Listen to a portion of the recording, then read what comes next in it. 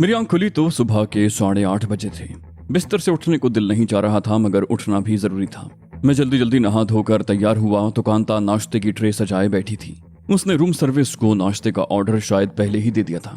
मैंने स्लाइस पर मक्खन लगाते हुए कहा, हाँ एक बात और, रात जो कुछ मैंने तुम्हें समझाया था उसका तस्करा किसी से मत करना, तैमूर और ग्लोरिया से भी नहीं। असल खतरा तो मुझे ग्लोरिया से था।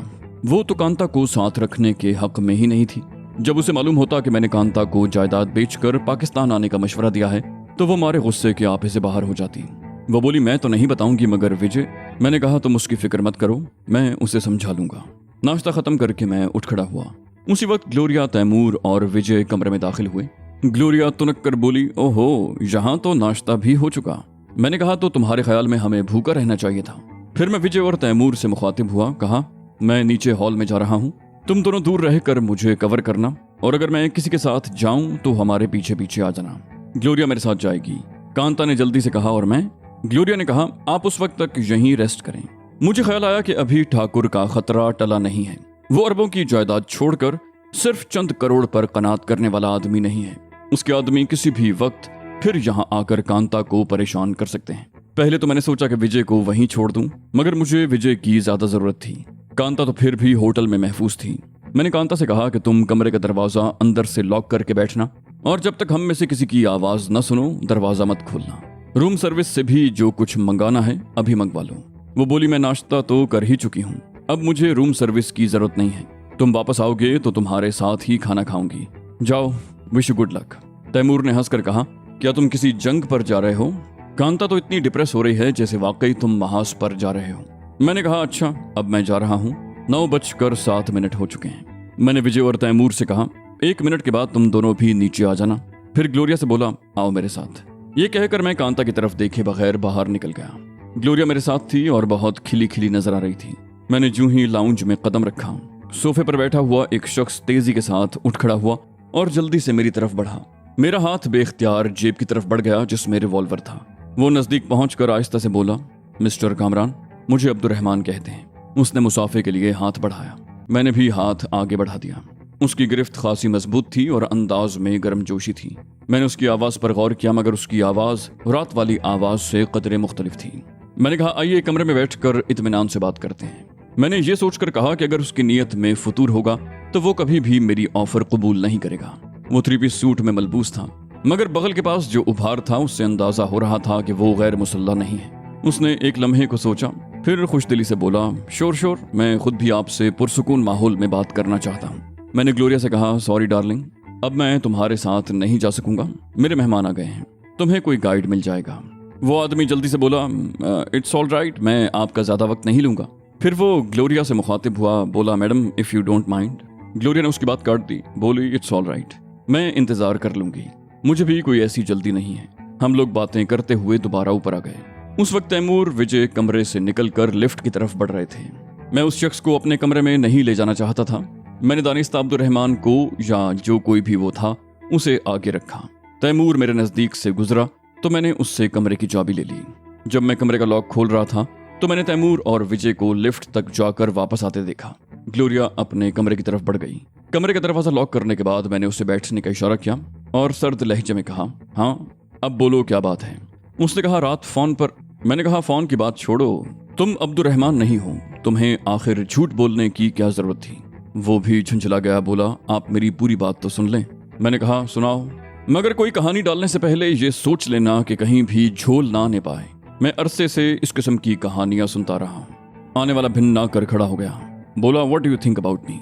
मैं कोई चपड़ासी या आपके घर का मुलाजिम हूँ जो आप मुझसे इस लहजे में बात कर रहे हैं? मैंने भी तल्ख लहजे में कहा, इस पर तुमने मुझे खुद मजबूर किया है मिस्टर। हमने गुफ्तगू की इब्तिदा ही झूठ पर रखी है। मैं तो आजकल अपने साये से भी भड़क रहा हूँ। उसने कहा, वो नाम सिर्फ शनाख्त के लिए था। मैं हाई कमीशन से खास तौर पर आपके लिए CMLA का पैगाम लेकर आया हूँ। मेरे बदन में चूंटियां सी रेंगने लगी।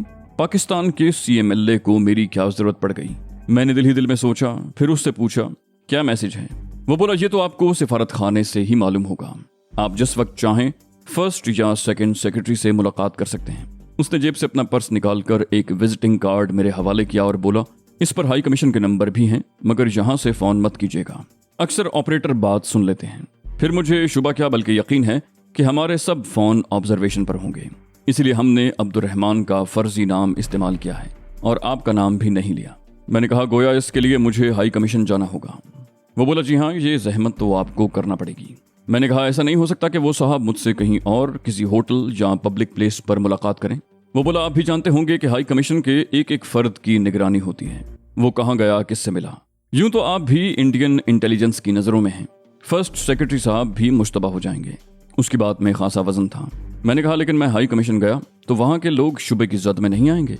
वो चंद लम्हे तक सोचता रहा, फिर बोला ये प्रॉब्लम भी अपनी जगह मौजूद है। वाकई यूं तो सभी लोग शुबे की जद में आएंगे। उसने कुछ लम्हे तवक्कुफ किया, फिर बोला मैं इस सिलसिले में मुतल्लिका लोगों से डिस्कस करूंगा। मैंने कहा ये इतनी बड़ी बात नहीं है कि आप इसे डिस्कस करें, मैं कल किसी वक्त उनसे मिल लूंगा। बस उन साहब को आप ये बता दीजिएगा कि मैं भी अब्दुर्रहमान का कोड इस्तेमाल करूंगा और किसी को शुबा भी नहीं होगा। फिर मैंने हंसकर कहा मेरा ख्याल है आपका ताल्लुक हाई कमीशन से नहीं है बल्कि किसी और एजेंसी से है। उसने हंसकर कहा इस बात को छोड़ें, बस मुझे इतना बता दें कि आप किस वक्त मुलाकात करेंगे। मैंने कहा शाम को 5 बजे तक किसी भी वक्त उनसे मिल लूंगा, मैं कोई टाइम नहीं दे सकता। वो उठ खड़ा हुआ, बोला ओके मिस्टर कामरान, मैं आपका मैसेज मुतल्लिका अफराद तक पहुंचा दूंगा, मुझे इजाजत दें। मैंने हंसकर कहा देखिए बातों में चाय रह गई, अब आप बैठें, चाय पीकर जाइएगा। वो बोला बस अब मैं चलूंगा, मुझे साहब को इन्फॉर्म भी करना है, अगर मेरी कोई बात नागवार गुजरी हो तो माजरत चाहूंगा। मैंने हंसकर कहा यह बात तो मुझे कहना चाहिए, मैंने कुछ ज्यादा ही मिसबिहेव किया है। वो बोला ओके खुदा हाफिज। वो मुसाफा करके बाहर निकल गया, फिर फौरन ही दोबारा कमरे में आया और बोला अपने दोनों साथियों को कुछ ट्रेन करें वरना किसी के हाथों मारे जाएंगे। ये कहकर वो मेरा जवाब सुने बगैर तेजी के साथ पलट गया। मैं उसकी ऑब्जर्वेशन पर हैरान रह गया। उसका इशारा यकीनी तौर पर विजय और तैमूर की तरफ था। मुझे तैमूर से तो किसी बेएहतियाती की उम्मीद नहीं थी, मुझे यकीन था कि वो विजय ही की वजह से नजरों में आया होगा। थोड़ी देर के बाद दरवाजे पर दस्तक हुई तो मैं उठ खड़ा हुआ। दरवाजे पर विजय और तैमूर थे। मैंने कहा तुम दोनों मेरे कमरे में आओ। ये कहकर मैं अपने कमरे की तरफ बढ़ गया। कांता से दरवाजा खुलवाने के बाद मैं बेड पर नीम तराज हो गया और कांता से कहा तुम जरा ग्लोरिया को बुला लो। उसी वक्त विजय और तैमूर भी आ गए। तैमूर ने पुरतशवीश लहजे में कहा क्या कोई प्रॉब्लम खड़ा हो गया? मैंने सर्द लहजे में कहा तुम दोनों उसकी नजरों में कैसे आए? वो जाते जाते ये बात भी कर गया है। दूसरे लफ्जों में वो मुझे ये ताना देकर गया है कि तुम इन अहमकों के भरोसे पर इतराते हो। विजय ने सर झुकाकर कहा ये मेरी गलती की वजह से हुआ है। जब वो कमरे में आपसे गुफ्तगू कर रहा था तो मैं दरवाजे के बिल्कुल नजदीक खड़ा था ताकि किसी भी नाखुशगवार सूरत हाल से निपट सकूं। फर्श पर कारपेट है इसलिए मुझे अंदाजा नहीं हो पाया कि वो बाहर आ रहा है। उसने मुझे दरवाजे के सामने खड़ा हुआ देख लिया। इससे पहले वो मुझे तैमूर के साथ भी देख चुका था। मैंने कहा बहरहाल आइंदा ये गलती कभी दोहराई न जाए। तभी ग्लोरिया की चहकती हुई आवाज आई, किसने क्या गलती कर दी? मैंने मुख्तसरन उसे भी तफसील बता दी। ग्लोरिया ने उसकी सिफारिश करते हुए कहा विजय अभी नया है, खैर ये आइंदा ऐसी गलती नहीं करेगा। फिर वो मौजू बदल कर बोली अब क्या प्रोग्राम है भाई? मैंने कहा मैं अपना हुलिया बदल कर जाऊंगा और एहतियातन कांता को भी ले जाऊंगा। अगर तुम्हें ले गया तो तुम्हारी सफेद चमड़ी हर शख्स को हमारी तरफ मुतवज्जे कर देगी। कांता भी बुर्का ओढ़कर मेरे साथ जाएगी। यहाँ के अक्सर मुसलमान अपनी औरतों को बुर्का पहनाते हैं। वहाँ बेशुमार मुसलमान पाकिस्तान के वीजे के लिए मौजूद होते हैं। मैं खुद भी उन्हीं लोगों में शामिल हो जाऊंगा। फिर मैं विजय से मुखातिब हुआ, कहा मेरे साइज की एक शेरवानी, कुर्ता पजामा और सलीम शाही जूते ले आओ।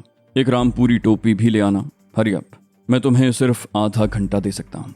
तैमूर ने फौरन कुछ रकम उसके हवाले की और वो फौरन ही रवाना हो गया। उसके जाने के बाद मुझे याद आया कि मैंने कांता के लिए बुर्का तो मंगवाया ही नहीं।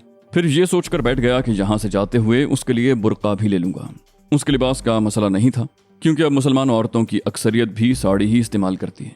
मैंने कांता से कहा तुम कोई साड़ी बांध लो और अपनी ये बिंदिया साफ करो। तुम तैयार होकर आओ, हम ग्लोरिया के कमरे में हैं। अपने कमरे में पहुंचकर ग्लोरिया बोली मुझे अब उर्दू सीखना ही पड़ेगी। तुमने कांता और विजय से सारी गुफ्तगू उर्दू में की है, तुम्हें मेरी मौजूदगी का ख्याल तो रहता ही नहीं। मैंने कहा मैं भी यही चाहता हूं कि तुम उर्दू सीख लो। मैं जानता हूं कि तुम में ज़बानें सीखने की एक्स्ट्रा ऑर्डनरी सलाहियत है। जब तुम सिर्फ 3 माह में स्पेनिश सीख सकती हो तो उर्दू क्यों नहीं सीख सकती? ग्लोरिया ने ही मुझे बताया था कि उसने सिर्फ 3 माह में स्पेनिश सीखी थी और अब अहले ज़बान की तरह बोलती थी। वो मुंह बनाकर बोली तुम मुझे चैलेंज कर रहे हो? मैंने कहा नहीं, मैं वाकई चाहता हूं कि तुम उर्दू भी सीख लो। पाकिस्तान में कदम कदम पर तुम्हें उर्दू बोलने और समझने की जरूरत पड़ेगी। बोली अगर ये बात है तो मैं आज ही से बल्कि अभी से ये काम शुरू कर देती हूँ। मैं तुम्हें 3 महीने में उर्दू भी सीख कर दिखाऊंगी। फिर वो तैमूर से मुखातिब हुई, बोली तुम मुझे उर्दू के अल्फ़ाबेट्स लिख दो, उनके आगे इंग्लिश के वो अल्फ़ाबेट्स भी लिख देना जिनकी आवाज वैसी है। तैमूर बोला, तुम तो वाकई संजीदा हो गई, अभी बहुत मौके आएंगे। ग्लोरिया चिढ़कर बोली, अभी विजय के आने में आधा घंटा है, तुम इतनी देर में ये काम नहीं कर सकते। तैमूर ने होटल ही का एक पैड उठाया, जेब से पेन निकालकर बहुत इन्हिमाक से उर्दू के अल्फाबेट्स और उनके इंग्लिश मुतरादिफ लिख दिए। वो यूं भी अहले ज़बान था और उसकी उर्दू भी मेरे मुकाबले में बहुत बेहतर थी। उसने 10 मिनट के अरसे में ये काम कर लिया। फिर ग्लोरिया को एक एक लफ्ज़ का तलफ़्फ़ुज़ समझाने लगा।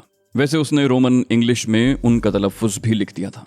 कांता तैयार होकर कमरे में आई तो ग्लोरिया उर्दू के हुरूफ़े तहज्जी याद करने में महव थी। विजय सिर्फ 35 मिनट में मतलूबा अशिया ले आया। मैं शेरवानी, पाजामा, सलीम शाही जूता और रामपुरी मखमली टोपी पहनकर आईने के सामने खड़ा हुआ तो खुद मुझे अपनी शख्सियत बदली बदली लगी।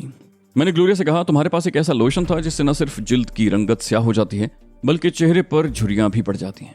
वो बोली, उस लोशन का असर कम से कम 3 दिन तक रहता है। 3 दिन तक तुम्हारी मकरूह शक्ल कौन बर्दाश्त करेगा। वो हंसी और अपने बैग से एक ट्यूब निकाल कर दे दी। बोली, अब मुझे डिस्टर्ब मत करना, मैं तुम्हारी वापसी से पहले तैमूर का दिया हुआ सबक याद करना चाहती हूँ। आज से तैमूर मेरा टीचर है। मैंने शेरवानी उतार कर वो लोशन खूब अच्छी तरह अपने चेहरे, गर्दन और हाथों पर लगा लिया। चंद मिनट के अंदर अंदर मेरी जिल्द की रंगत स्याही माइल गंदुमी हो गई। शेरवानी और टोपी की वजह से मैं अब कव्वालों की टोली का ऐसा आदमी लग रहा था जो बज़ाहिर तो तालियां बजाते हैं मगर उसकी नजरें सामईन पर होती हैं कि कौन आदमी पैसे दे रहा है। उसका काम ही लोगों के दिए हुए पैसे जमा करना होता है। मुझे इस हुलिये में देखकर ग्लोरिया और कांता दोनों बेतहाशा हंसने लगी। मैं सिर्फ संजीदा था। तैमूर भी हंसी में शरीक हो गया। सिर्फ विजय संजीदा था। मुमकिन है मुंह फेर कर वो भी हंस रहा हो, मगर अभी वो मुझसे इतना फ्री नहीं था कि मेरे सामने ही मुझ पर कह लगाता। मैंने कहा, तुम दोनों हस्बे मामूल मेरे पीछे आओगे, मगर इस दफा ऐसी कोई गलती न हो कि लोग तुम्हें मेरे साथी की हैसियत से पहचान लें। ये कहकर मैं कांता के साथ बाहर निकल गया। उसने साड़ी पहन रखी थी। मैंने उसे बुर्का उड़ाने का ख्याल तर्क कर दिया। यूं भी सिवाय उसके चचा और उसके आदमियों के उसे कौन पहचानता था। बगैर बुर्के के वो मेरे लिए ज्यादा कारामद साबित हो सकती थी। मैंने विजय और तैमूर को बता दिया था कि मैं टैक्सी से जाऊंगा, तुम मोटर गाड़ी में मेरे पीछे आओ। शेरवानी मेरे जिस्म पर इतनी तंग थी कि उसमें रिवॉल्वर रखने की गुंजाइश नहीं थी। अगर साइड पॉकेट में भी डालता तो देखने वाले को साफ महसूस हो जाता कि इस जेब में कोई वजनी चीज है। इसका हल मैंने ये निकाला कि रिवॉल्वर का होल्डर पिंडली पर बांध लिया। वो होल्स्टर मैंने खास तौर पर बनवाया था और जो उस वक्त काम आ गया। दूसरी पिंडली पर बारीक फलों वाले खंजर भी बांधे हुए थे। ग्लोरिया तंजिया लहजे में बोली, कोई बम नहीं रखोगे? कहो तो मैं तुम्हारे पीछे तोप या टैंक लेकर आ जाऊं। उसके अंदाज़े गुफ्तगू पर मुझे बेसाख्ता हंसी आ गई। दूसरे लोग भी मुस्कुराने लगे। यूं माहौल की कशीदगी खासी हद तक कम हो गई। मैंने भी तंजिया लहजे में कहा, जब तोप या टैंक इस्तेमाल करने का मौका आएगा तो तुम सबसे पहले भागोगी। वो एकदम संजीदा हो गई, बोली, तुम शायद भूल गए हो कामरान, मेरा नाम कांता नहीं बल्कि ग्लोरिया है। इससे पहले कि बात मजीद बढ़ती, तैमूर और विजय को एक मर्तबा फिर मोहतात रहने की हिदायत देकर मैं निकल गया। टैक्सी की तलाश में हमें ज्यादा दूर न जाना पड़ा। यूं तो होटल के बाहर भी कई टैक्सियां मौजूद थीं, मगर मैं वहां से टैक्सी नहीं लेना चाहता था। मैं कांता के साथ कुछ दूर पैदल चलता रहा। रास्ते में चलने वाला हर शख्स कांता को ऐसी नजरों से देख रहा था जैसे खा जाएगा। वो थी ही इतनी हसीन, हर देखने वाले की निगाह उसके चेहरे पर गोया चिपक कर रह जाती। अगले चौक से मुझे टैक्सी मिल गई और मैं ड्राइवर को हाई कमीशन का एड्रेस बताकर टैक्सी में बैठ गया। टैक्सी ड्राइवर भी बार बार कनखियों से बैक व्यू मिरर में देख रहा था। गलती मेरी ही थी, मुझे कांता को बाईं तरफ बिठाना चाहिए था। मैंने गैर महसूस अंदाज में पीछे देखा। काफी फासले पर मुझे विजय और तैमूर की गाड़ी दिखाई दी। वो लोग इस मर्तबा बहुत मोहतात थे। ड्राइवर ने हमें हाई कमीशन के सामने उतारा तो वहां वीजा हासिल करने वालों की एक तवील कतार थी। उतरते ही हमें 4-5 एजेंसियों ने घेर लिया। वो सब ये दावा कर रहे थे कि 1 घंटे के अंदर अंदर हमारा वीजा लगवा देंगे। मैंने झुंझलाहट से कहा, नहीं चाहिए वीजा, देख नहीं रहे हो कि एक खातून भी हमारे साथ हैं, तुम लोगों को दूर से बात करना चाहिए, सर पर चढ़े आ रहे हो। एक बोला, तो इन खातून को साथ लिए क्यों फिर रहे हो बड़े साहब, घर में बंद करके रखो। मैंने फिर झुंझलाहट का मुजाहरा क्या कहा, अच्छा अब तुम सब लोग भागो यहाँ से, हमारे ताल्लुकात हैं यहाँ के एक क्लर्क अब्दुर्रहमान से, वो सब काम करवा देगा। उन लोगों से निपटने के बाद मैं गेट की तरफ बढ़ा तो पठान चौकीदार राह में हायल हो गया। वो दुरुस्त लहजे में बोला, किधर जाता है, किससे मिलना है? मैंने सर्द और बावक्कार लहजे में कहा, अपने सिक्योरिटी ऑफिसर से बात करवाओ, तुम्हें तो बात करने की तमीज ही नहीं है। डांट खाकर चौकीदार एकदम अपनी औकात पर आ गया। बोला, नाराज क्यों होता है साहब, इधर लोग सुबह से शाम तक परेशान करता है इसलिए। मैंने फिर सर्द लहजे में कहा, तुमने सुना नहीं मैंने क्या कहा? बोला, आप इधर ठहरो, मैं अभी साहब को बुलाता हूँ। ये कहकर उसने गेट बंद किया और फुर्ती से अंदर गायब हो गया। उसकी वापसी 10 मिनट में हुई। उसके साथ 40-42 साल का एक शख्स भी था। उसके चेहरे पर ऐसी रौनक थी जैसे पाकिस्तान का चीफ मार्शल लॉ एडमिनिस्ट्रेटर वही हो। उसने तंजिया लहजे में कहा, जी फरमाइए, मैं आपकी क्या खिदमत कर सकता हूँ। मैंने बावकार अंदाज में कहा, मुझे फर्स्ट सेक्रेटरी साहब से मिलना है, मेरी ये स्लिप अंदर भिजवा दो। मैंने उसे नोटबुक और पेन लेकर उस पर अब्दुर्रहमान लिखा और स्लिप फाड़ कर उसके हवाले कर दी। इस मर्तबा सख्त लहजे में कहा, यह स्लिप तुम अभी और इसी वक्त उन्हें पहुंचाओ। वो बोला, मगर वो तो अभी मीटिंग में। मैंने सख्त लहजे में कहा, मैंने जो कुछ कहा है उस पर अमल करो, वरना नताइज के जिम्मेदार तुम खुद होगे। वो बोला, मगर वो। मैंने उसकी बात काट दी, कहा, वो मीटिंग में हो या बाथरूम में, यह स्लिप अभी और इसी वक्त उन तक पहुंचनी चाहिए। उसमें मजीद सवाल जवाब की जरूरत नहीं थी। चौकीदार अलग सहमा खड़ा था। सिक्योरिटी ऑफिसर ने हमें अंदर बुला लिया। गेट के साथ ही चौकीदार का कमरा था। उससे कुछ फासले पर 2-3 कमरे और थे, जिनमें गालिबन क्लर्क या इस्तकबालिया काउंटर थे, क्योंकि उनकी खिड़कियां इमारत के बाहर की तरफ खुली हुई थीं। चौकीदार ने मुझे अपने कमरे में बैठने की पेशकश की, मगर मैंने वहीं खड़े रहने को तरजीह दी। सिक्योरिटी ऑफिसर ने वापसी में 10 मिनट भी न लगाए। वो शायद दौड़ता हुआ वहां आया था। उसने फूले हुए सांसों के दरमियान कहा, चलिए साहब, आपको बुला रहे हैं। मैंने तंजिया लहजे में कहा, और वो मीटिंग? वो बोला, मीटिंग अभी अभी खत्म हो गई है। मैंने सर्द लहजे में कहा, मैं तुम्हें 2 बातों की ताकीद करूंगा। पहली ये कि अपना रवैया दुरुस्त करो। जो जरूरतमंद यहाँ आता है वो तुम लोगों का गुलाम नहीं होता। अपने रवैये से क्यों मुल्क का नाम बदनाम करते हो? दूसरी ये कि औरतों को घूर घूर कर देखना छोड़ दो, वरना पाकिस्तान में बहुत पिटाई होगी। उसकी नजरें कांता पर जमी हुई थीं। मेरी बात सुनकर वो बौखला कर दूसरी तरफ देखने लगा। मैंने कहा, मुझे साहब के पास ले चलो। फर्स्ट सेक्रेटरी अधेड़ उम्र और बावकार पर्सनैलिटी का मालिक था। उन्होंने खड़े होकर मेरा इस्तकबाल किया और बोले, तशरीफ रखिए, जहमत के लिए माजरत खा हूँ। असल में अगर आप पहले फ़ोन पर इन्फॉर्म कर देते तो इतनी जहमत ना होती। मैंने आहिस्ता से कहा, मुझे शर्मिंदा न करें साहब, मैं कोई VIP नहीं हूँ, जबकि आप भी अच्छी तरह जानते होंगे कि मैं एक दहशतगर्द हूँ। कम से कम भारत और पाकिस्तान की हुकूमतें तो यही समझती हैं। बहरहाल आप फरमाइए कि मैं क्या खिदमत कर सकता हूँ। वो हैरानी से बोला, आप और दहशतगर्द? क्यों मजाक करते हैं? खैर, मैं तो बीच का आदमी हूँ। असल में तो आपको मिलिट्री अटैची साहब ने बुलाया है। मैं उन्हें इत्तला कर देता हूँ कि अब्दुर्रहमान साहब आ गए हैं। वो बेचारा जरूरत से कुछ ज्यादा ही सीधा था। उसने बेल बजाकर पियन को तलब किया और उससे चाय लाने को कहा। बोला, आप लोग चाय पिए, मैं साहब को इत्तला देकर आता हूँ। इस दफा मुझे वाकई हैरत हुई। मैंने कहा, आप खुद उन्हें इत्तला देने जाएंगे? वो बोले, उनका ऑफिस इसी बिल्डिंग में है, वैसे भी मैं उनके पास जाता रहता हूँ। ये कहकर वो मुस्कुराते हुए चले गए। फौरन ही चपड़ासी बहुत उम्दा किस्म की चाय ले आया। क्रॉकरी भी खासी कीमती थी। असल में चाय पीने का मजा उसी वक्त आता है जब चाय भी अच्छी हो और कप भी खूबसूरत हो। हम चाय पी रहे थे कि फर्स्ट सेक्रेटरी साहब लौट आए। वो बहुत गौर से मुझे देख रहे थे, हालांकि वहां कांता भी मौजूद थी। मुझे उनकी ये हरकत बहुत अजीब लगी। आखिर मैंने पूछ ही लिया, क्या देख रहे हैं सर? कहीं आप ये तो नहीं समझ रहे कि आपने किसी गलत आदमी को बुला लिया है? वो बोले, नहीं, ये बात नहीं है। मिलिट्री अटैची साहब कह रहे हैं कि आप कामरान हैं, और ये कि अगर आपके साथ कोई औरत है तो वो यकीनन सफेद फाम होगी। मैंने कहा, तो फिर आपने क्या कहा? बोले, मैंने उन्हें बताया कि आने वाला ना तो कामरान है और ना उसके साथ कोई सफेद फाम अमरीकी औरत है। मैंने भी पाकिस्तानी और भारतीय अखबारात में कामरान की तस्वीर देखी हैं। उसकी एक पोस्ट कार्ड साइज तस्वीर हमारे रिकॉर्ड में भी है। वो तो खासा खूबरू और मर्दाना वजाहत से भरपूर नौजवान है। वो तस्वीर ज्यादा से ज्यादा 2 साल पुरानी होगी। 2 साल में आदमी इतना तो नहीं बदल जाता। मैंने कहा, मैं ही कामरान हूँ और ये खातून अमरीकन है। अचानक कमरे में 4 मुसल्ला अफराद दंदनाते हुए आ गए। वो लोग सिक्योरिटी गार्ड की यूनिफॉर्म में थे, मगर उनका ये अंदाज चीख चीख कर कह रहा था कि उनका ताल्लुक पाकिस्तान की पुलिस से है। रैंक के लिहाज से सब इंस्पेक्टर ने इंग्लिश की ऐसी तैसी करते हुए कहा, do not try to move, you are under arrest. मैंने अपनी जगह से उठने की जहमत न की। फर्स्ट सेक्रेटरी को घूर कर देखा और बोला, mister secretary, what is going on, can you please explain? उन्होंने जेब से रुमाल निकाला और पेशानी पर नमूदार होने वाले पसीने के कतरे खुश करते हुए बोले, I am sorry, I don't know what is all this, I have only informed about you and. मैंने उसे टोक दिया, कहा, प्लीज, ये कोई बात करने का तरीका नहीं है। ये मैं आपके बारे में नहीं बल्कि मिलिट्री अटैची के बारे में कह रहा हूँ। सेक्रेटरी साहब नदामत से बोले, आई एम सॉरी अगेन। मैंने कहा, don't mention, I know this game. Sub inspector ने दुरुस्त लहजे में कहा, आप दोनों को हमारे साथ चलना होगा। अपने हाथ उठाएं और आगे आगे चलें।